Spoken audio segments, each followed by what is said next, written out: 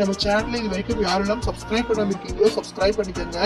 கூடவே bell icon click பண்ணி bell ஐகானுக்கும் பக்கத்தில் இருக்கக்கூடிய ஆல் பட்டனை பிரஸ் பண்ணிட்டீங்கன்னா நாங்கள் டெய்லியும் அப்டேட் பண்ற வீடியோக்கள் உங்களுக்கு நோட்டிஃபிகேஷனா வரும்.